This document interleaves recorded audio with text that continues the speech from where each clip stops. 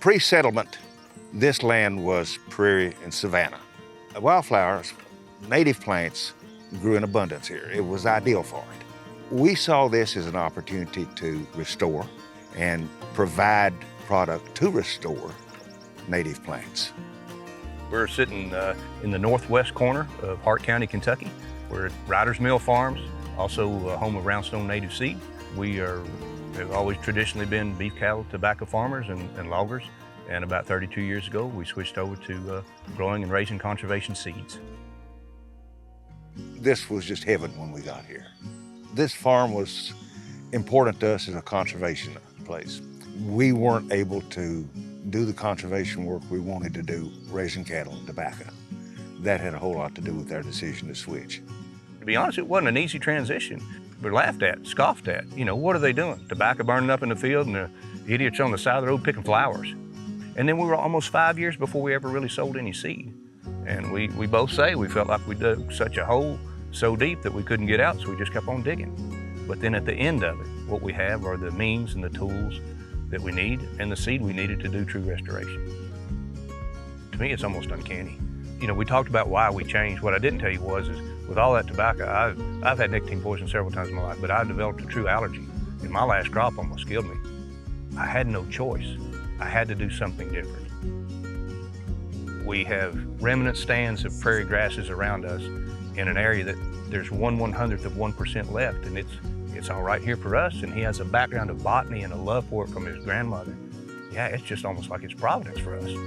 I'm really pleased that the American public, at least from our standpoint, is taking to heart the importance of doing something to lessen the impacts of global warming. And I see that with this.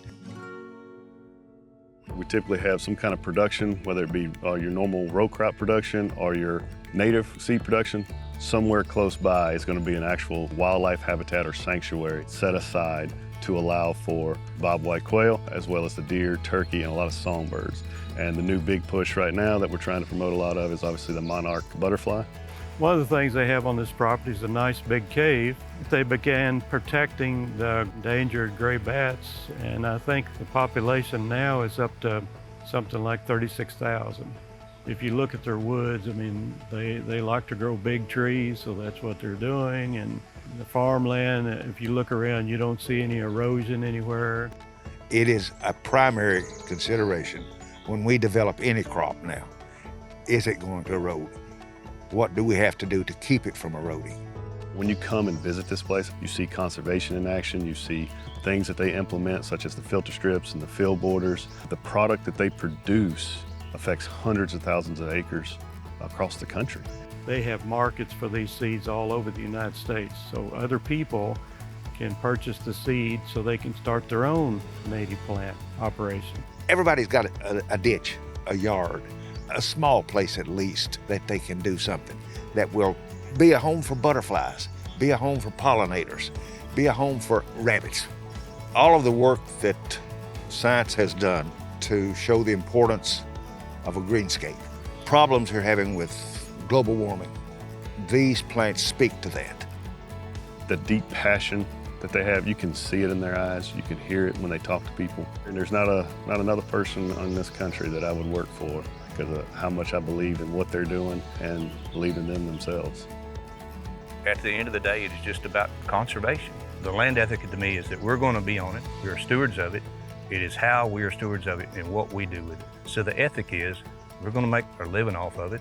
If we're going to use it, then we should use it in the best possible way. And that way it's going to be here for the generations that come beyond us.